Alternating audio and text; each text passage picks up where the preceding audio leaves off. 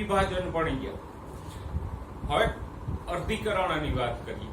તમે જાણો છો કે કોષ વિભાજન બે રીતે થાય, સમવિભાજન પ્રકારે થાય, અર્ધીકરણ પ્રકારે થાય. સમવિભાજન આપણે કોને કહી ગયા તો કે જેમાં માતૃકોષમાં હોય એટલા જ રંગસૂત્રો બાળકોષોમાં આવે તો એ સમવિભાજન થયું. જેમ કે માતૃકોષમાં 23 જોડી રંગસૂત્રો હોય તો બે બાળકોષોમાં 23 જોડી રંગસૂત્રો જ આવે તો એ સમવિભાજન થયું. સમ એટલે સરખું, રંગસૂત્રોની સંખ્યા માતૃકોષ અને બાળકોષમાં સરખી રહે તો સમવિભાજન. અર્ધીકરણ કોને કહેવાય તો કે માતૃકોષ કરતા બાળકોષોમાં રંગસૂત્રોની સંખ્યા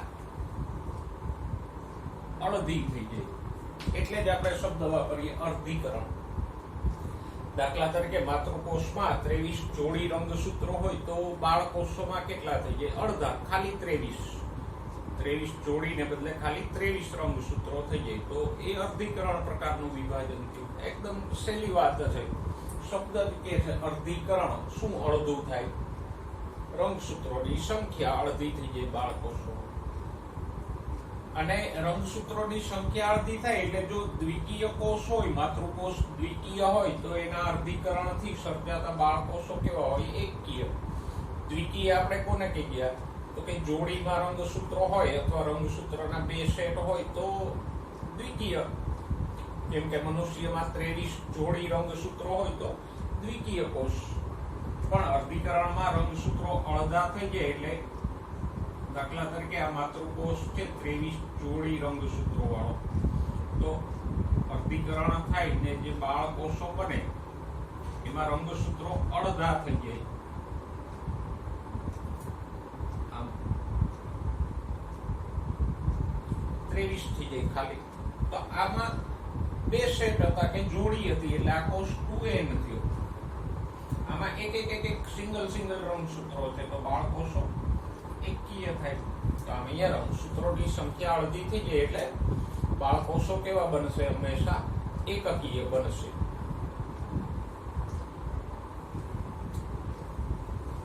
તો અર્ધીકરણ કોને કહેવાય તો કે જેમાં માતૃકોષ કરતા બાળકોષોમાં રંગસૂત્રોની સંખ્યા અડધી થઈ જાય તો એને અર્ધીકરણ કહેવાય. અને રંગસૂત્રોની સંખ્યા અડધી થાય છે એટલે જો માતૃકોષ દ્વિકીય હોય તો બાળકોષો કેવા થઈ જાય? એકકીય થઈ જાય ને.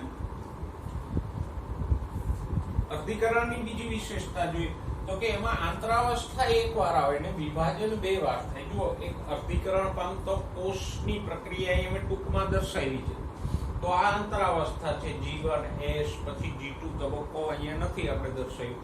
તો આ એકવાર વિભાજન થયું, બે બાળકોષો બન્યા. પાછું તરત બીજું વિભાજન થયું એટલે 4 બાળકોષો બન્યા. તો અહીંયા વિભાજન બે વાર થાય અને બાળકોષો 4 બને. સમવિભાજનમાં એક જ વિભાજન થતું હતું એટલે બે જ બાળકોષો બનતા. અને આંતરાવસ્થા એક જ વાર આવે હો. એક વિભાજન પૂરું થઈ જાય પછી અહીંયા પાછી આંતરાવસ્થા નથી આવતી બે વિભાજન વચ્ચે. આંતરાવસ્થા તો એક જ વાર આવે. અને આંતરાવસ્થા એક જ વાર આવે મતલબ સંયમજનન પણ એક જ વાર થાય. કારણ કે ડીએનએ સંયમજનન ક્યાં થતું હતું? આંતરાવસ્થાના S તબક્કામાં થતું હતું. તો પછી અહીંયા આંતરાવસ્થા એક જ વાર શરૂઆતમાં આવે એટલે ડીએનએ નું સંયમજનન એક જ વાર થશે અને વિભાજન બે વાર થશે તો જ અડધું થાય ને. આપણે પેલા 2C 4C ની ભાષામાં સમજીએ તો માતૃકોષમાં ડીએનએ 2C હોય કારણ કે રંગસૂત્રો જોડીમાં હોય એટલે ડીએનએ 2C હોય. પછી S તબક્કામાં ડીએનએ સંયમજનન થાય એટલે કેટલું થઈ જાય? 2C નું 4C થાય. પછી પહેલી વાર વિભાજન થાય એટલે બે બાળકોષોમાં 2C ડીએનએ આવે અને પાછું બીજી વાર વિભાજન થાય એટલે C થઈ જાય, એક કોપી થઈ જાય. તો અહીંયા જે ડીએનએ હતું એ બાળકોષોમાં અડધું થઈ ગયું. અને રંગસૂત્રોની ભાષામાં કહ્યું તો રંગસૂત્રો પણ અડધા થઈ ગયા. કારણ તો કે ડીએનએ સંયમજનન એક વાર થાય છે, વિભાજન બે વાર થાય છે. તો સંયમજનન થાય એટલે 2 નું 4, બે વાર વિભાજન થાય એટલે 4 માંથી 1 અહીંયા આંતરાવસ્થા એક જ વાર આવે છે એટલે ડીએનએ સંયોજન એક જ વાર થશે, પણ વિભાજન 2 વાર થશે. અને ખાસ ધ્યાનમાં રાખજો કે અહીંયા ડીએનએ સંયોજન એક જ વાર થાય છે, પણ વિભાજન ઉપરા ઉપર 2 વાર થાય છે. અને આ 2 વિભાજન એટલે એક અર્ધીકરણ થયું, અને 2 અર્ધીકરણ એમ ન કહેવાય. પ્રક્રિયા એક જ છે, અહીંયાથી અહીંયા સુધીની. એમાં 2 વખત વિભાજન થાય છે. પછી બંને વિભાજનોને અનુક્રમે અર્ધીકરણ 1 અને અર્ધીકરણ 2 કહેવાય. ભલે આખું અર્ધીકરણ તો એક જ છે, પણ એમાં 2 વિભાજન થાય છે અને અનુક્રમે આપણે અર્ધીકરણ 1 અને અર્ધીકરણ 2 એવા નામ આપીએ.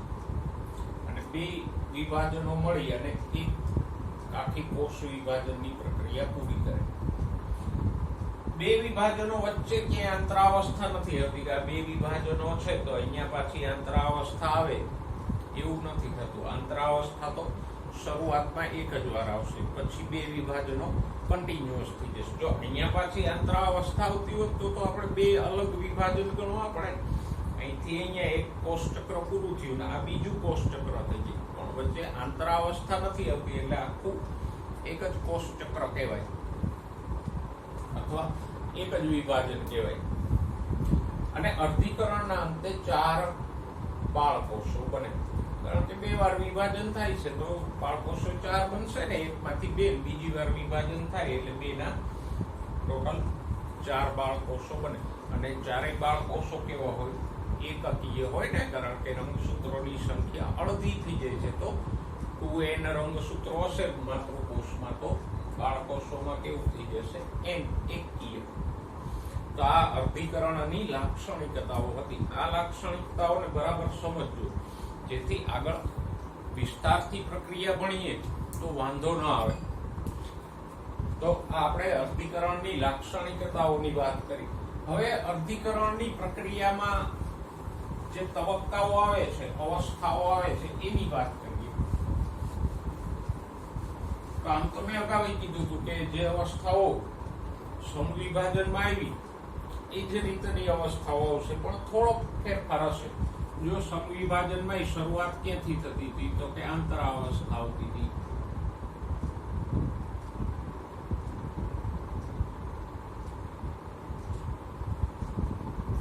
આંતરાવસ્થામાં 3 પેટા તબક્કા હતા. કયા?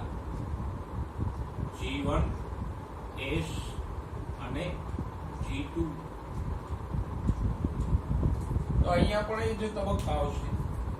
પછી એમ તબક્કામાં કોષરસ વિભાજન થતું, કોષ કેન્દ્ર વિભાજન થતું હતું.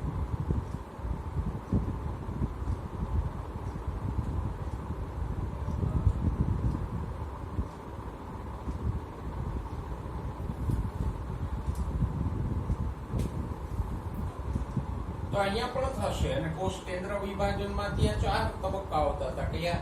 પૂર્વાવસ્થા, ભાજનાવસ્થા, ભાજનોત્તરાવસ્થા અને અંત્યાવસ્થા. એમ 4 તબક્કા આવતા. અહીંયા પણ આવશે, પણ અહીંયા 2 વાર વિભાજન થાય એટલે પહેલા વિભાજનને આપણે કહેશું, એની અવસ્થાઓને કહેશું પૂર્વાવસ્થા 1, ભાજનાવસ્થા 1. કારણ કે 2 વિભાજનમાં આ વિભાજન અને આ વિભાજન 2માં 4 તબક્કા આવશે: પૂર્વાવસ્થા, ભાજનાવસ્થા, ભાજનોત્તરાવસ્થા અને અંત્યાવસ્થા. બરાબર? એટલે આપણે પહેલું વિભાજન છે એની અવસ્થાઓને આપણે પૂર્વાવસ્થા 1, ભાજનાવસ્થા 1 એમ કહેશું, ને બીજા વિભાજનની અવસ્થાઓને પૂર્વાવસ્થા 2, ભાજનાવસ્થા 2 એવી રીતે કહેશું. તો અહીંયા 4 અવસ્થાઓ 2 વાર તો આવશે, પણ હજી એક ટ્વિસ્ટ છે વાતમાં કે પૂર્વાવસ્થામાં પાછા 5 પેટા તબક્કા આવશે. પૂર્વાવસ્થા 1 છે, બહુ લાંબી છે, એટલે એને 5 ઉપ તબક્કાઓમાં વહેંચીએ. કયા? લેપ્ટોટીન, ઝાયગોટીન,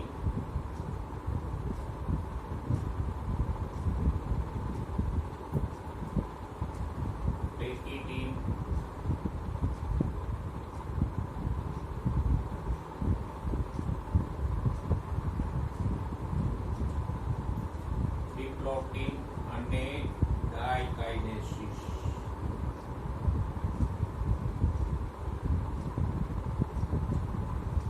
તો અહીંયા પૂર્વાવસ્થા એક જ છે, લાંબી છે, એને 5 ઉપતબક્કાઓમાં વિભાજિત કરે. આને ટૂંકમાં કેમ યાદ રખાય?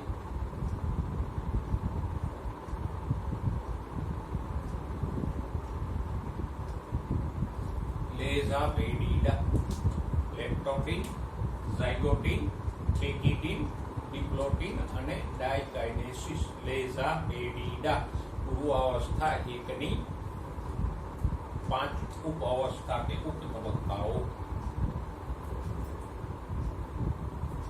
પછી આવે ભાજનાવસ્થા.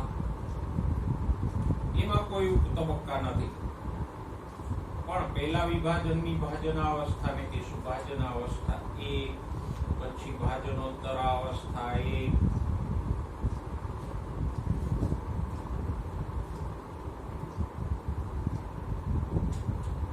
અને અંત્યાવસ્થા 1.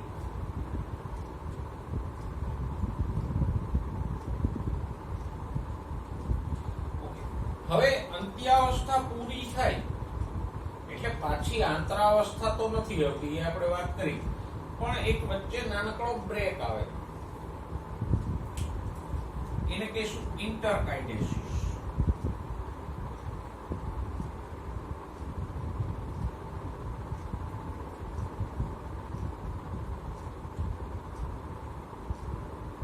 એક નાનકડો વિરામ આવે, પેલું વિભાજન પૂરું થઈ જાય એટલે કોષ થાકી ગયો હોય ને એટલે વચ્ચે થોડોક વિરામો ખાઈ લે અને પછી પાછું બીજું વિભાજન શરૂ થઈ જાય. એમાં આ જે અવસ્થાઓ આવશે, પૂર્વાવસ્થા,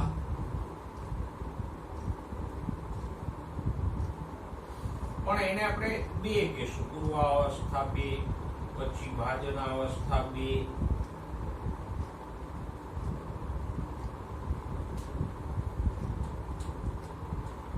ભાજનોત્તરાવસ્થા 2,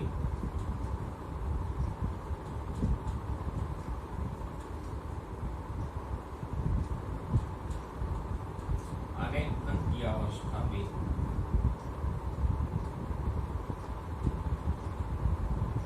જો તબક્કાઓ તો એના જ છે, અવસ્થાઓ તો એ જ છે, પૂર્વાવસ્થા, ભાજનાવસ્થા, ભાજનોત્તરાવસ્થા ને અંત્યાવસ્થા. પણ પૂર્વાવસ્થા એક થોડીક લાંબી છે, એના 5 પેટા તબક્કાઓ પડે છે. બાકી તો એઝ ઇટ ઇઝ જે સમવિભાજનમાં ભણ્યા એ જ અવસ્થાઓ આવે છે. અને છેલ્લે આવશે કોષરસ વિભાજન.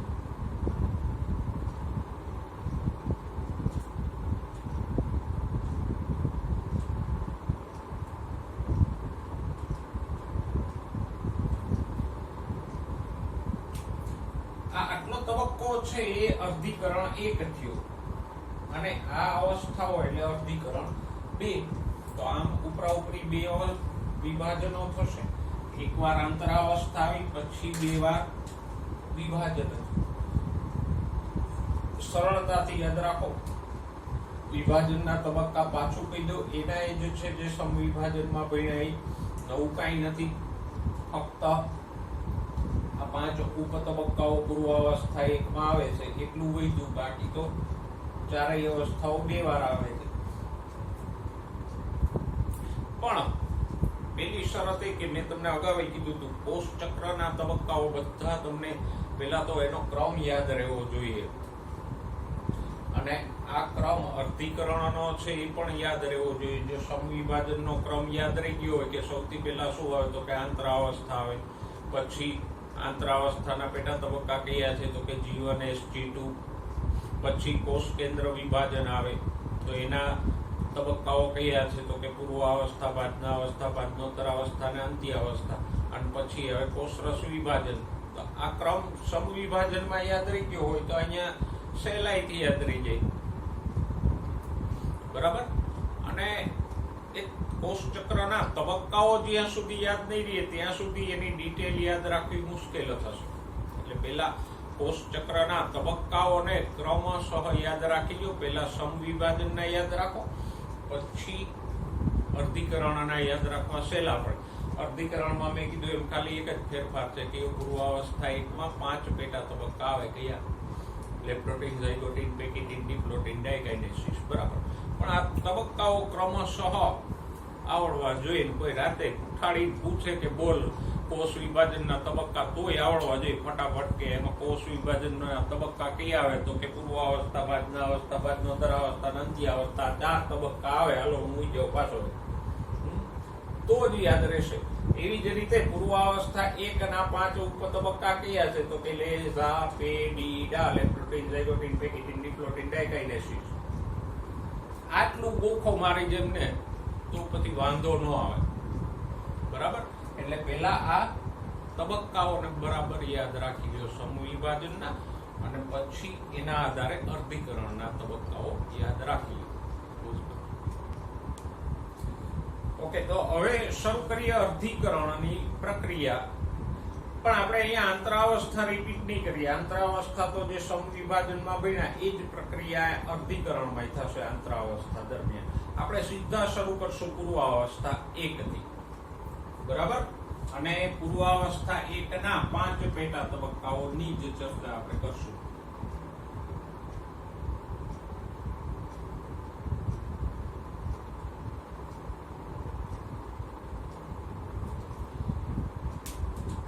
જો પૂર્વાવસ્થા 1 દરમિયાન જે સમૂહ વિભાજનમાં થતા હતા એ બધા ફેરફાર તો થશે, જેમ કે કોષ કેન્દ્ર પટલનું વિઘટન, પછી કોષ કેન્દ્રિકાનું વિઘટન,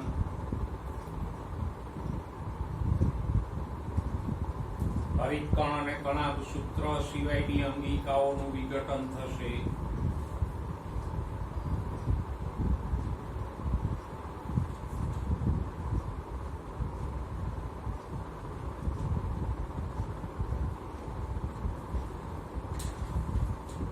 સાથે સાથે રંગસૂત્રોનું ઘનીકરણ થશે, એટલે કે પેલું રંગસૂત્ર દ્રવ્ય જાળ હોય એમાંથી રંગસૂત્રો બનશે.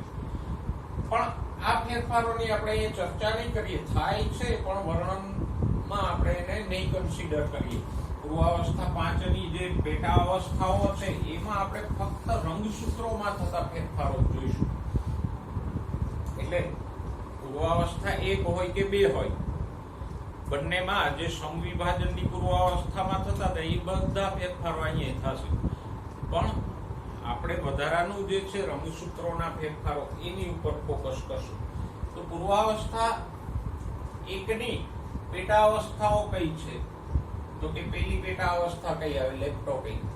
તો લેપ્ટોટીન દરમિયાન શું થાય, તો કે લેપ્ટોટીન દરમિયાન ઓલી પૂર્વાવસ્થાની જેમ જ રંગસૂત્રો ધીમે ધીમે ધીમે ધીમે કરતા ઘનીકરણ પામે અને રંગસૂત્રો દેખાવાનું શરૂ થાય.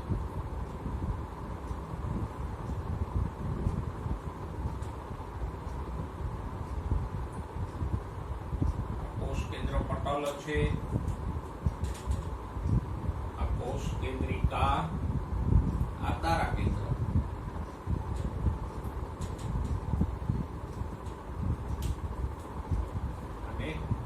આ છે ડીએનએ.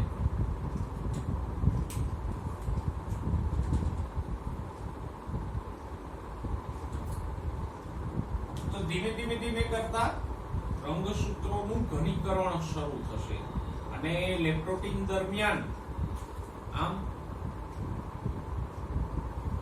ઝાંખા ઝાંખા રંગસૂત્રો દેખાવાનું શરૂ થશે.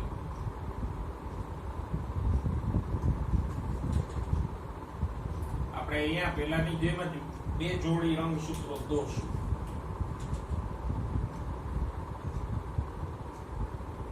સાથે સાથે આ મેં કીધું એમ કોષ કેન્દ્ર પટલ અને કોષ કેન્દ્રિકા વગેરેનું વિઘટન થાય. તારા કેન્દ્રના 2 એકમો બને. આમ લેપ્ટોટીન દરમિયાન એજીટી જે પ્રક્રિયા થતી હતી સમવિભાજનમાં જ થશે કે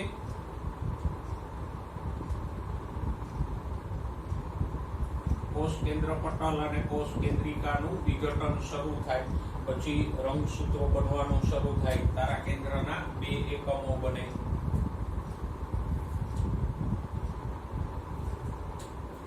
આ થઈ લેપ્ટોપિન.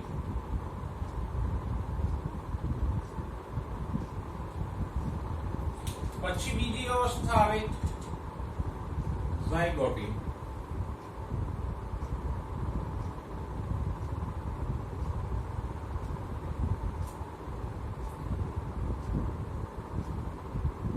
ઝાયગોટિન દરમિયાન રંગસૂત્રો વધારે ઘટ્ટ તો બનશે પણ જોડીઓમાં ગોઠવવાની શરૂઆત થશે. જો અહીંયા આ એક લાંબી જોડી છે ને એક ટૂંકી જોડી છે, તો એ રંગસૂત્રો આમ જોડી બનાવવાનું શરૂ કરે. આમ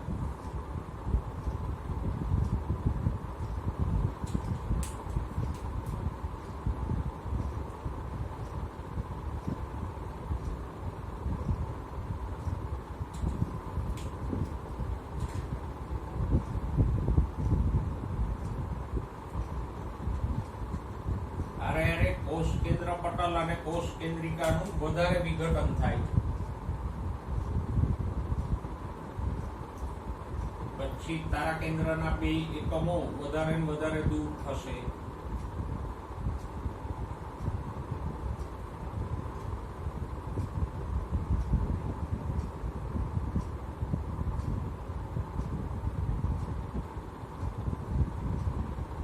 તો ઝાયગોટિનની વિશેષતા શું છે? ઝાયગોટિન તબક્કાની તો કે એમાં સમજાત રંગસૂત્રોની જોડી બને. સમજાત એટલે એક જોડાના બે. દાખલા તરીકે મનુષ્યમાં 23 જોડી હોય તો પેલી જોડાના બે બાજુમાં ગોઠવાય, બીજી જોડાના બે બાજુમાં ગોઠવાય, ત્રીજી જોડના બે બાજુમાં ગોઠવાય.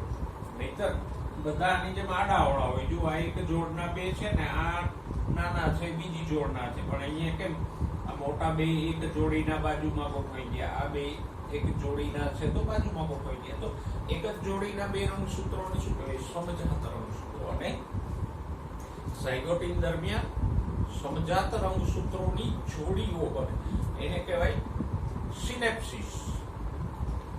આ જે જોડ બનવાની ક્રિયા છે એને શું કહેવાય? જોડ બનવું એને શું કહેવાય? સિનેપ્સિસ કે સાયનેપ્સિસ. હવે આ સાયનેપ્સિસ છે ને એ સીધું નહીં બને, પણ અહીંયા હું રંગસૂત્ર દોરું તો આમ બનશે.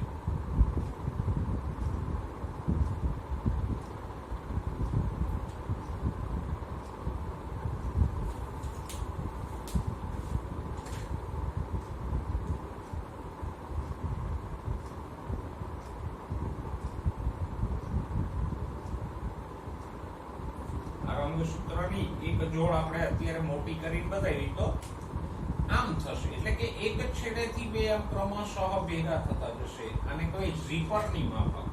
સિનેપ્સિસ કેવી રીતે થાય છે? ઝીપરની જેમ થાય. ઝીપર એટલે પેલી ચેન બેગમાં કે હોય ને એ ચેનમાં કેમ એની બે શૃંખલાઓ એક છેડેથી રનર ખેંચો એટલે આ બે શૃંખલાઓ છે એ ભેગી થતી હવે ઝીપમાં. તો અહીંયા પણ એમ જ થશે. રંગસૂત્રો આમ આખા નહીં જોડાઈ જાય, પણ એક છેડેથી ઝીપરની જેમ જોડાવાનું શરૂ થશે ને આગળ આમ થતું જશે. તો પાછું ઝાયગોટિનની વિશેષતા શું છે? તો કે ઝાયગોટિન અવસ્થા દરમિયાન સમજાત રંગસૂત્રોની જોડી બને એને શું કહેવાય? સાયનેપ્સિસ. અને એ સાયનેપ્સિસની ક્રિયા કેવી રીતે થાય છે? ઝીપરની માફક થાય છે. એટલે કે એક છેડેથી રંગસૂત્રો જોડાવાનું શરૂ થાય અને બીજા છેડા તરફ જોડાણ આગળ વધતું જાય. અને આ જોડકાને પછી કહેવાય સાયનોપ્ટિમલ સંકુલ. તો આમ સિનેપ્સિસને અંતે સિનેપ્ટોનિયલ સંકુલો બનશે. એટલે કે જોડકાઓ બનશે. સિનેપ્ટોનિયલ સંકુલ એટલે રંગસૂત્રોના જોડકાઓ બનશે. ઝાયગોટિન અવસ્થાને અંતે. તો ઝાયગોટિનની વિશેષતા સમજાઈ ગઈ. શું થાય? સમજાત રંગસૂત્રોની જોડ બને એટલે કે સિનેપ્સિસ થાય અને એ ઝીપરની માફક થાય. અને પછી અંતે જે જોડકા બની જાય એને શું કહેવાય? સિનેપ્ટોનિયલ સંકુલ. આગળ વધીએ. એના પછીની અવસ્થા હોય લેઝા પે એટલે પેકિટીન.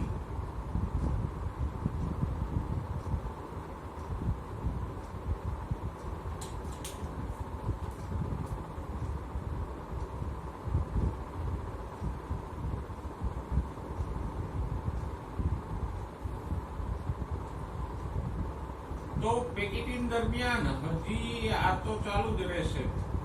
કોષ કેન્દ્ર પટલ ને કોષ કેન્દ્રિકાનું વિઘટન થતું હશે. પછી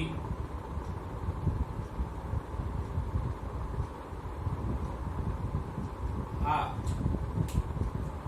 તારા કેન્દ્ર ખસતા હશે તો જે સમવિભાજનમાં બન્યા એ કામગીરી ચાલુ જ હશે અહીંયા પણ હવે પેકિટીન અવસ્થાની એક વિશેષતા એ છે કે રંગસૂત્રો ચતુસૂત્રી દેખાય. ચતુસૂત્રી એટલે બે રંગસૂત્રિકા વાળા દેખાય. આમ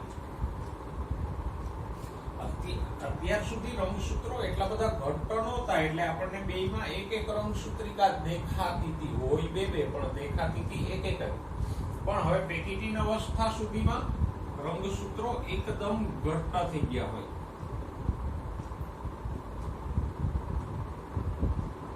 એટલે હવે આપણને ચતુસૂત્રી દેખાશે.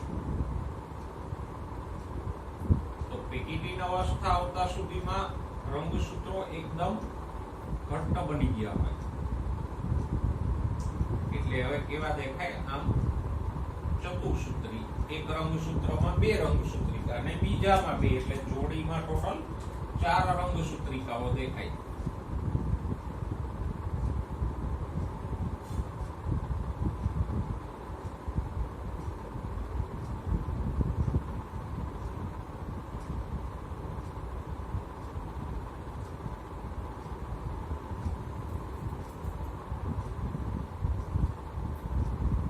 આ રીતે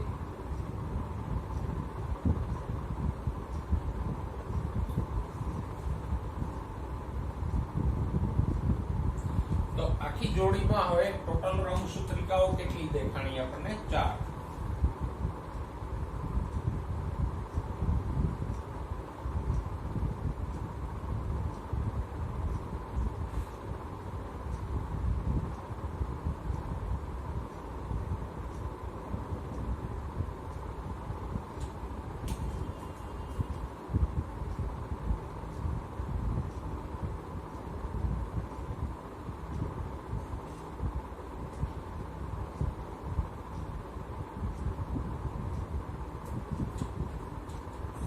અહીંયા જો બેયમાં એક રંગસૂત્રિકા જ દેખાતી હતી એટલે લેપ્ટોટીન ઝાયગોટીનમાં રંગસૂત્રો એટલા જ હોય પણ પૂરા ઘનીકરણ ન પામ્યા હોય એટલે બેયમાં એક રંગસૂત્રિકા જ દેખાય એટલે ટોટલ દ્વિસૂત્રી દેખાય. ત્યારે હવે ઘનીકરણ વધારે થઈ ગયું એટલે રંગસૂત્રો કેવા દેખાશે? ચતુસૂત્રી. મતલબ કે આખી જોડીમાં 4 રંગસૂત્રિકાઓ દેખાય છે. 1 2 3 અને 4. તો પેકિટીનની આ વિશેષતા છે. પેકિટીનમાં રંગસૂત્રો ચતુસૂત્રી દેખાય. ઓકે, સાથે સાથે બીજું એક પણ દેખાશે. અહીંયા જુઓ, આમ ચોકડી પડી ગઈ છે બે રંગસૂત્રિકા વચ્ચે, ક્રોસ થઈ ગઈ છે ને આ ભાગ. તો એને શું કહેવાય? પુનઃ સંયોજિત ઘંટિકાઓ.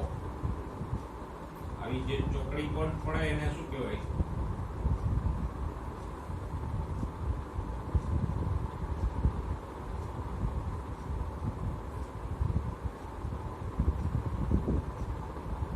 અથવા તો એને સ્વસ્તિક ચોકડી પણ કહેવાય, ક્રોસિંગ ઓવર.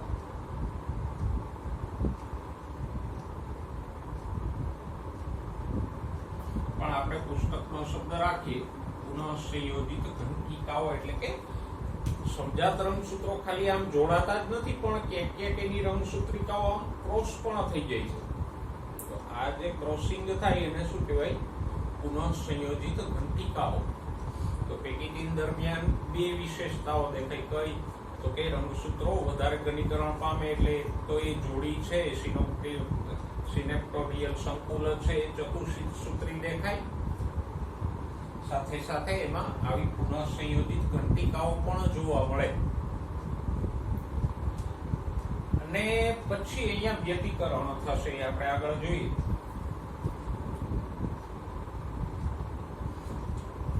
એના પછીની અવસ્થા કઈ આવે? તો કે લે ઝા પે બી એટલે ડિપ્લોઇડિંગ.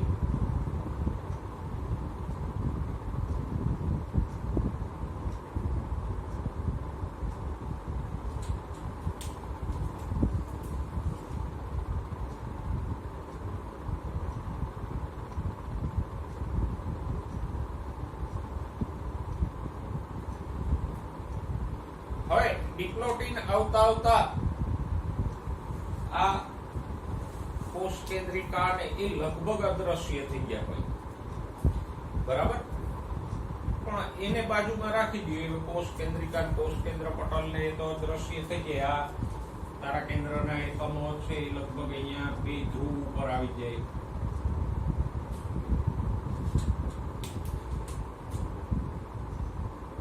પણ બીજી હવે વિશેષતા એ થાય કે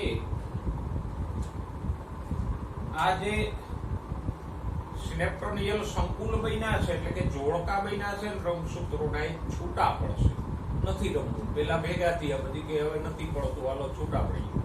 તો આ જે પેલા ઝાયગોટિન પેકિટિન દરમિયાન જે સમજાત રંગસૂત્રની જોડીઓ એટલે સિનેપ્ટોનિયલ સંકુલ બન્યા છે હવે જુદા પડવાની શરૂઆત થશે. દોરીએ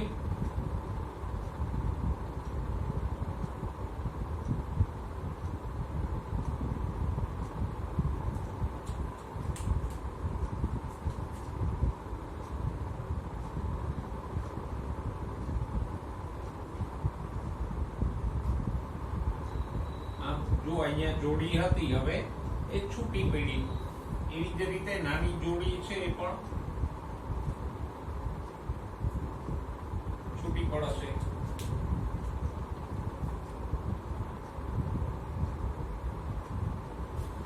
પણ સંપૂર્ણ છૂટા નથી પડી જતા.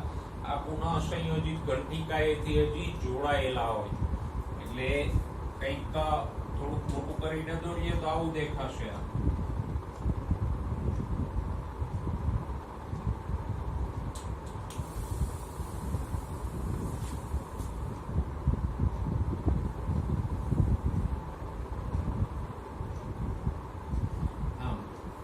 રંગસૂત્રો જુદા પડ્યા પણ અહીંયા હજી જે ક્રોસિંગ થયું ત્યાંથી હજી જોડાયેલા, મીન્સ કે ડિપ્લોટિંગ દરમિયાન રંગસૂત્રો છૂટા પડવાની શરૂઆત થાય. અને છેલ્લી અવસ્થા કઈ આવશે? ઉપ અવસ્થા લેઝાપેડિડા ડાયકાઇનેસિસ.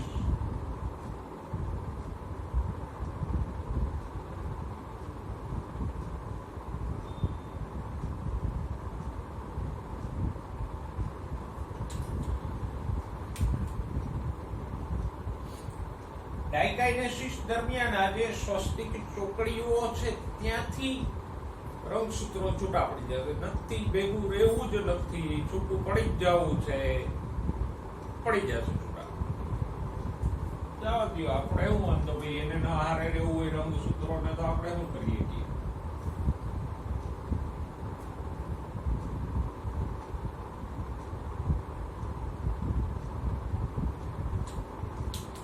યસ, તારા કેન્દ્ર અહીંયા બે ધ્રુવ ઉપર આવી ગયા હશે.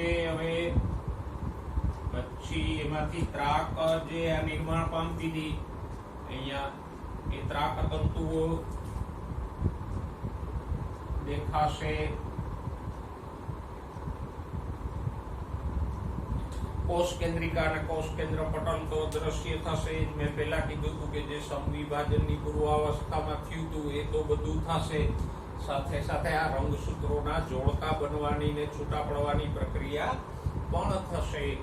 તો હવે આ જે અહીંયાથી જોડાયેલા હતા રંગસૂત્રો સ્વસ્તિક ચોકડીએથી એટલે ડિપ્લોટિંગ દરમિયાન છૂટા પડવાની શરૂઆત તો થઈ, પણ અહીંયાથી હજુ સ્વસ્તિક ચોકડીએથી જોડાયેલા હતા. ડાયકાઇનેસિસ દરમિયાન ત્યાંથી છૂટા પડી જશે. બે સમજાત જોડી બની હતી, હવે છૂટું છેડું છૂટા.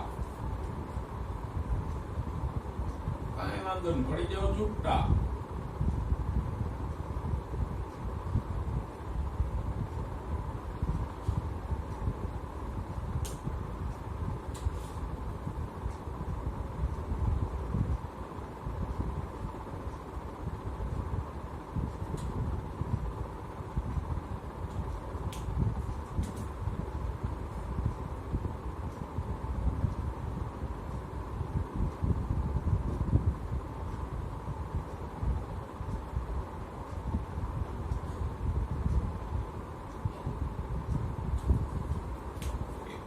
છૂટા તો પડી ગયા રંગસૂત્રો, પણ એમને નથી પડ્યા. જુઓ, જ્યાં ચોકડી હતી ને ત્યાંથી ટુકડાઓની અદલા બદલી થઈ ગઈ. આમ અહીંથી, એટલે કંઈક આવું થઈ ગયું.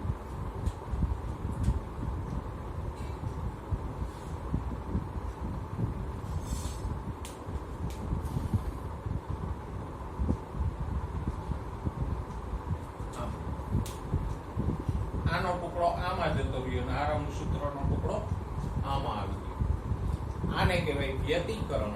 ટુકડાઓની અદલાબદલી જે થઈ એને કહેશું વ્યતિકરણ, અને એને કારણે જે જનીનોના નવા જોડકા રચાય એને કહેશું પુનઃ સંયોજન. તો પેલા તો આને સમજી લો કે પૂર્વાવસ્થા એકની 5 પેટા અવસ્થાઓ કઈ છે, તો કે લેક્ટોટીન, ઝાયગોટીન, પેટીટીન, ડિપ્લોટીન, ડાયકાઇનેસિસ, લેઝા, પેડીડા. અને આ પાંચેય પેટા અવસ્થા દરમિયાન થાય શું, તો કે જે સામાન્ય ફેરફારો સમવિભાજનમાં હતા એ તો થશે જ. કોષ કેન્દ્ર પટલ ને કોષ કેન્દ્રિકા અદ્રશ્ય થશે, અંગિકાઓ નાશ પામશે, તારા કેન્દ્ર આમ બે ધ્રુવ ઉપર ગોઠવાશે, રંગસૂત્ર દ્રવ્યનું ઘનીકરણ થઈને રંગસૂત્રો બનશે. એ બધા ફેરફારો થશે. પણ વધારામાં આ 5 ઉપઅવસ્થા દરમિયાન શું થયું, તો કે પેલા સિનેપ્સિસ થયું, એટલે કે સમજાત રંગસૂત્રોની જોડી બની.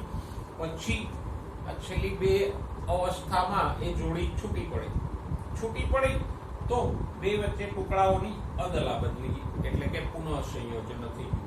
તો આ 5 ઉપઅવસ્થા દરમિયાન આ સમજાત રંગસૂત્રોની જોડીઓ બને અને પછી એ છૂટી પડે તો એની વચ્ચે આ ટુકડાઓની અદલાબદલી થઈ જાય.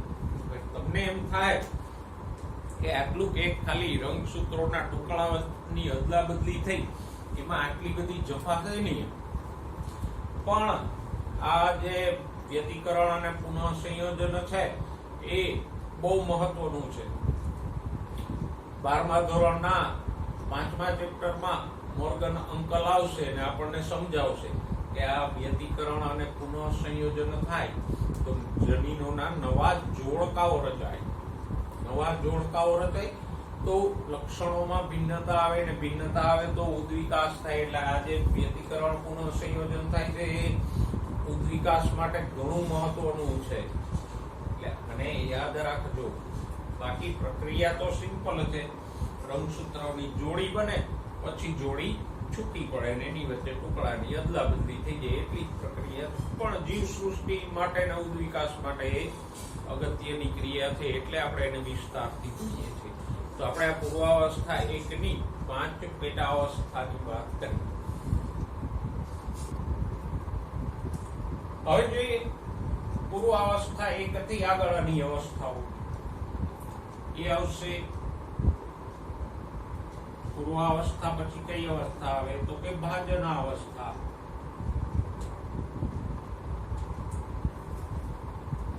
તો ભાજના અવસ્થામાં તો એ જેમ ત્યાં થતું હતું એ બધું રંગસૂત્રો સાથે પેલા ત્રાકતંતુઓ જોડાશે.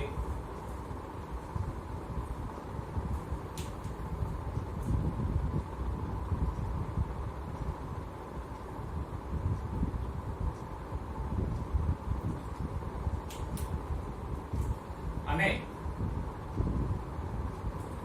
બધા રંગસૂત્રો ક્યાં આવી જશે, તો કે ભાજન તલમાં આવી જશે.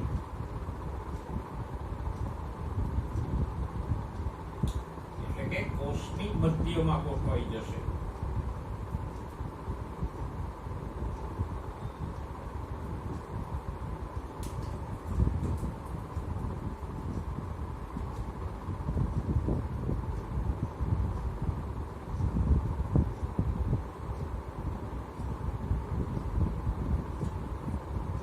ત્રાકતંતુઓ આની સાથે જોડાય રંગસૂત્રના સેન્ટ્રોમિયર સાથે, અને પછી ત્રાકતંતુઓનું ખેંચાણ થાય એટલે બધા રંગસૂત્રો ક્યાં ગોઠવાઈ જાય, ભાજન તલ કે વિષુવૃત્તીય તલમાં વચ્ચોવચ્ચ ગોઠવાઈ જાય.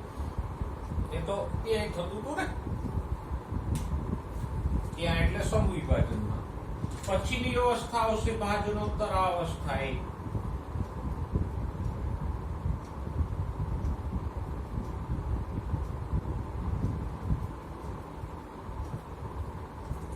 પણ જેમ સમવિભાજનની પૂર્વાવસ્થા અને અર્ધીકરણની પૂર્વાવસ્થામાં ફેરફાર છે, એમ સમવિભાજનની ભાજનોત્તર અવસ્થા અને અર્ધીકરણની ભાજનોત્તર અવસ્થા એકમાંય ફેરફાર છે.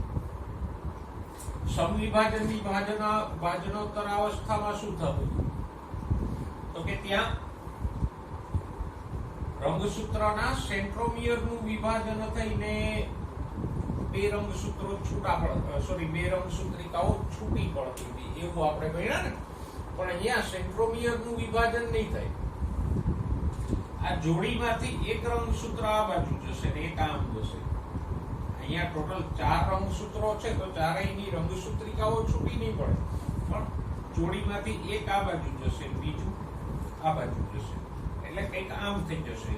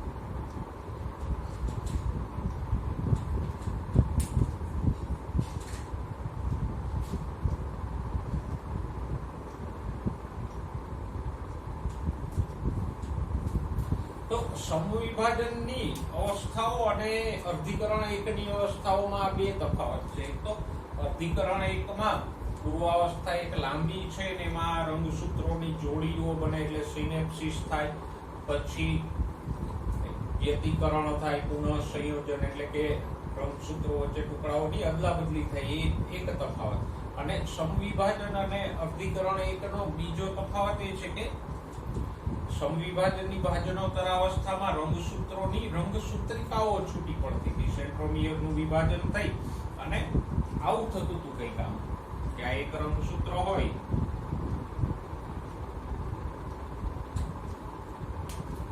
આપણે અહીંયા એક જોડી દોરીએ તો ત્યાં શું થતું હતું તો કે ત્યાં ભાજનોત્તર અવસ્થા દરમિયાન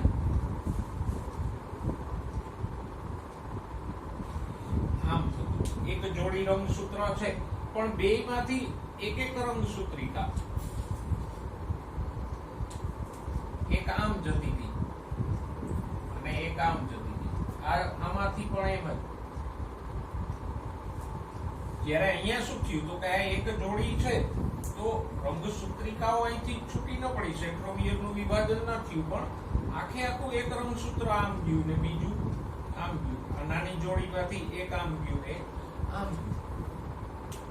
આ સમથિંગ પેલા જેવું છે કે કોઈ માણસ પાસે એક જોડ કેળા હોય તો આમાં શું થતું હતું તો કે બે કેળામાંથી અડધું બે વ્યક્તિ રાખતો હતો.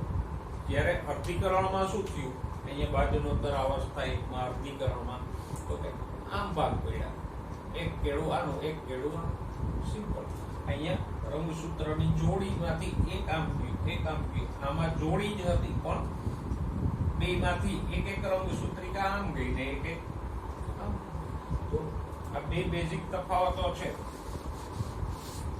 પ્રક્રિયા માટે. અહીંયા પૂર્વાવસ્થા એક લાંબી છે, એમાં સિનેપ્સિસ થાય છે, વ્યતિકરણ થાય છે, અને બીજું અહીંયા ભાજનોત્તર અવસ્થા એકમાં સેન્ટ્રોમિયરનું વિભાજન નથી થતું પણ રંગસૂત્રોની જોડી છૂટી પડે. પછી આવે અંત્યાવસ્થા એક. તો અંત્યાવસ્થા એક તો જેવી હતી સમવિભાજનમાં એવી જ છે. ફરક ખાલી પૂર્વાવસ્થા એક અને ભાજનોત્તર અવસ્થા એક એ બે જ અવસ્થા સમવિભાજનથી અલગ પડે.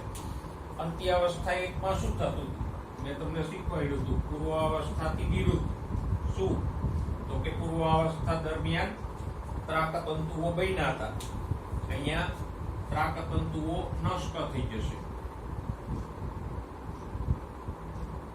પછી તો કે પૂર્વાવસ્થા દરમિયાન રંગસૂત્રો બન્યા હતા, અહીંયા રંગસૂત્રો વિખરાઈ જશે, વિખરાઈ ગયા. પછી તો કે પૂર્વાવસ્થા દરમિયાન કોષ કેન્દ્ર પટલ ને કોષ કેન્દ્રિકા નાશ પામ્યા હતા. અંત્યાવસ્થામાં એ પાછું આ કોષ કેન્દ્રિકા અને કોષ કેન્દ્ર પટલ બની જશે. તો જે સંવિભાજનની અંત્યાવસ્થામાં થયા હતા એ જ ફેરફારો થયા. હવે જો એક જ કોષમાં બે કોષ કેન્દ્રો બની ગયા, સિમ્પલ. ઓકે, તો આ પહેલું વિભાજન પૂરું. હવે આના પછી અહીંયાથી કોષરસ વિભાજન તો જે આપણે ભણ્યા એ પ્રમાણે આગળ થશે, પણ આંતરાવસ્થા પાછી નહીં આવે. એટલે આપણે એને વિભાજન પૂરું થાય ને બે કોષોનું જોડકું બની જાય, એને શું કહેશું? આંતરકોષ વિભાજન, ઇન્ટરકાઇનેસિસ. જે બે કોષો બન્યા પછી નાનો એવો વિરામ આવે એને કહેશું ઇન્ટરકાઇનેસિસ કે આંતરકોષ વિભાજન. અને પછી તરત જ બીજું અર્ધીકરણ, એટલે કે અર્ધીકરણ 2 શરૂ થઈ ગઈ. વચ્ચે અંતરાવસ્થા આવતી નથી. ઓકે, એની અવસ્થાઓને આપણે શું કહીશું? પૂર્વાવસ્થા 2, ભાજનાવસ્થા 2, ભાજનોત્તરાવસ્થા 2 ને અંત્યાવસ્થા 2. અહીંયા પૂર્વાવસ્થામાં કોઈ પેટા તબક્કા નથી. બીજી વાત, અર્ધીકરણ 2 ની ચારેય અવસ્થા સેમ ટુ સેમ સંવિભાજનને જ મળતી છે. એટલે જ આપણી બુકમાં એનું વર્ણન ટૂંકું આપ્યું છે. અહીંયા જે આ પૂર્વાવસ્થા અને ભાજનોત્તરાવસ્થા સંવિભાજનથી અલગ પડતી ગઈ એવું બીજા વિભાજનમાં નથી. તો જુઓ, એઝ ઇટ ઇઝ પૂર્વાવસ્થા હા થશે બે કોષમાં સાથે સાથે જ. બે કોષો બન્યા તો બેમાં સાથે સાથે જ પ્રક્રિયાઓ થશે, વારાફરતી આગળ પાછળ નહીં થાય. તો પૂર્વાવસ્થા 2 માં શું થાય? તો કે આ જે રંગસૂત્ર દ્રવ્ય છે એમાંથી પાછું રંગસૂત્રો બને, કોષ કેન્દ્ર પટલ ને કોષ કેન્દ્રિકા પાછી અદ્રશ્ય થાય, તારા કેન્દ્રનું વિભાજન થઈને બે ધ્રુવ ઉપર ગોઠવાય, ત્રાકતંતુઓનું નિર્માણ થાય. એ બધી સંવિભાજન જેવી જ પ્રક્રિયા અહીંયા થશે. ભાજનાવસ્થામાં પણ એ જ ત્રાકતંતુઓ રંગસૂત્રોના સેન્ટ્રોમિયર સાથે ગોઠવાશે, એટલે જોડાશે. એટલે બધા રંગસૂત્રો ભાજન તલ એટલે કોષના વિષુવવૃત્ત ઉપર ગોઠવાઈ જશે. અહીંયા ગોઠવાના એમ જ. ભાજનોત્તરાવસ્થા 2 માં સંવિભાજનની જેમ સેન્ટ્રોમિયરનું વિભાજન થઈને બે રંગસૂત્રિકાઓ જુદી પડશે. આની જેમ આખે આખું રંગસૂત્ર આમ જઈને બીજું એ આખું આમ જાય એવું નહીં થાય. આ રંગસૂત્રિકાઓ છૂટી પડશે. હવે એક રંગસૂત્ર હતું, હવે બીજા વિભાજનમાં આ રંગસૂત્રિકા છૂટી પડે તો એક રંગસૂત્રિકા આ બાજુ જાય, એક આ બાજુ જશે. કે અંત્યાવસ્થા 2 માં એ જ જે અહીંયા થયું હતું ને સંવિભાજનમાં થયું હતું એ ત્રાક અદ્રશ્ય થાય, કોષ કેન્દ્ર પટલ ને કોષ કેન્દ્રિકા ફરીથી બને, રંગસૂત્રો વિખરાઈને રંગસૂત્ર દ્રવ્ય જાળમાં ફેરવાઈ જાય અને છેલ્લે પાછું કોષરસ વિભાજન થાય એટલે 2 ના 4 કોષો બની જાય. તો અર્ધીકરણ 2 સંપૂર્ણપણે સમવિભાજનને મળતું જ છે. એને અલગથી યાદ રાખવાની જરૂર નથી. સંપૂર્ણ રીતે એ સમવિભાજનને મળતું જ છે. અર્ધીકરણ 1 માં 2 જગ્યાએ તફાવત આવે. પૂર્વાવસ્થા 1 અને ભાજનોત્તરાવસ્થા 1 સમવિભાજન કરતા જુદી પડે છે. બાકી અર્ધીકરણ 1 માં ભાજનાવસ્થા અને અંત્યાવસ્થા તો સમવિભાજન જેવી જ છે. બરાબર? એટલે જો સમવિભાજન આવડી જાય તો તમારે આ 2 અલગથી યાદ રાખવાના રહે. એટલે અર્ધીકરણ પણ આવડી જાય. પ્રક્રિયા ઓના જેવી જ છે. ઓકે, છેલ્લે અર્ધીકરણનું મહત્વ. તો કે એક તો અર્ધીકરણને લીધે લિંગી પ્રજનન દરમિયાન રંગસૂત્રોની સંખ્યા જળવાઈ રહે. કેવી રીતે જળવાઈ રહે? જુઓ, જો આને સમજો, લીટી એક જ છે, પણ 12મા ધોરણનું 5મું ચેપ્ટર આવશે મેન્ડલ અંકલ વાળું, ત્યારે મેન્ડલ અંકલ વાળું આખું ચેપ્ટર આની ઉપર જ આધારિત છે. જો કેવી રીતે શ્વાસ જળવાઈ રહે, તો કે દાખલા તરીકે જુઓ, એક નર છે અને એક માદા છે. હવે મનુષ્ય હોય કે કોઈ પણ પ્રાણી હોય, એના બધા કોષો, શરીરના બધા કોષો કેવા 2n. તો મનુષ્યમાં શરીરના બધા કોષો કેવા હશે? 2n, એટલે 23 જોડી રંગસૂત્રો વાળા હશે. 23 + 23. એવી જ રીતે માદાના શરીરમાં પણ બધા રંગસૂત્રો 23 + 23 જોડી વાળા હશે. ઓકે, હવે ધારો કે આ નર છે એ શુક્રકોષો ઉત્પન્ન કરે છે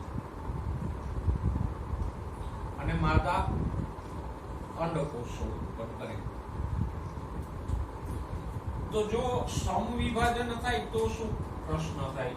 તો કે આ શુક્રકોષ છે એમાં કેટલા રંગસૂત્રો આવે? 23 + 23. અંડકોષમાં પણ કેટલા રંગસૂત્રો આવે? 23 + 23. આ બે વચ્ચે ફલન થાય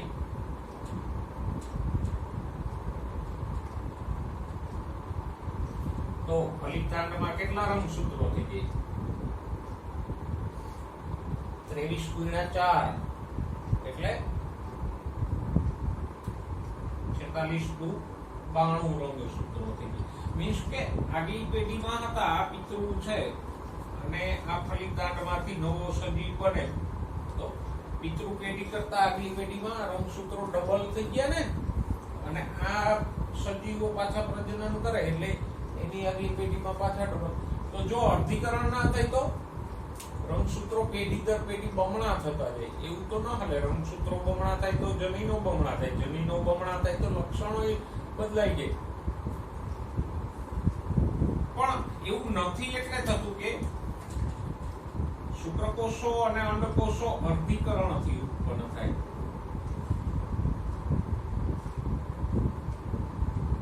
શુક્રપિંડના કોષોમાં અર્ધીકરણ થાય અને શુક્રકોષો બને, એટલે શુક્રકોષો અર્ધીકરણથી ઉત્પન્ન થાય તો એમાં રંગસૂત્રો કેટલા આવશે? ફક્ત 23, અડધા થઈ જશે.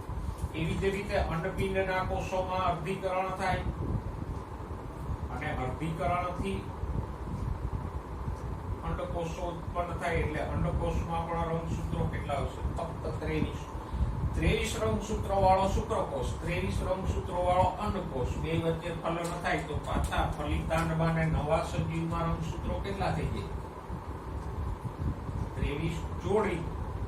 અહીંયા હતા એટલા જ નવી પેઢીમાં આવ્યા. શું કામ આવ્યા? તો કે અર્ધીકરણ થયું. એટલે જો અર્ધીકરણ ના થયું હોત તો આગલી પેઢીમાં રંગસૂત્રો બમણા થઈ ગયા. તો આમ જન્યુઓ એટલે શુક્રકોષો, અંડકોષો અર્ધીકરણથી ઉત્પન્ન થાય એટલે જન્યુઓમાં રંગસૂત્રો અડધા થઈ જાય. પાછું ફલન થાય એટલે મૂળ હતા એટલા થઈ જાય. તો આમ પેઢી દર પેઢી રંગસૂત્રોની સંખ્યા સરખી જળવાઈ રહે છે. એને કારણે જળવાઈ રહે અર્ધીકરણને કારણે. જો અર્ધીકરણ ના થાય તો પેઢી દર પેઢી સંખ્યા ડબલ થતી જાય. આ અર્ધીકરણનું એક મહત્વ થયું.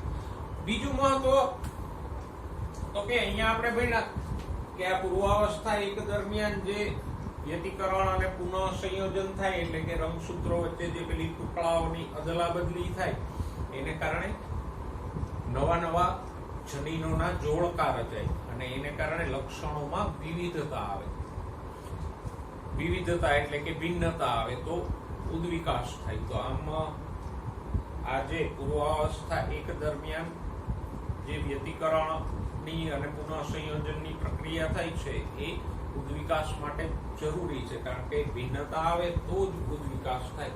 એ આપણે 12મા ધોરણના 5મા અને 7મા પ્રકરણમાં વિસ્તારથી આ મહત્વ સમજશું. ઓકે, તો આપણું ચેપ્ટર નંબર 10 આપણે અહીંયા પૂરું કર્યું.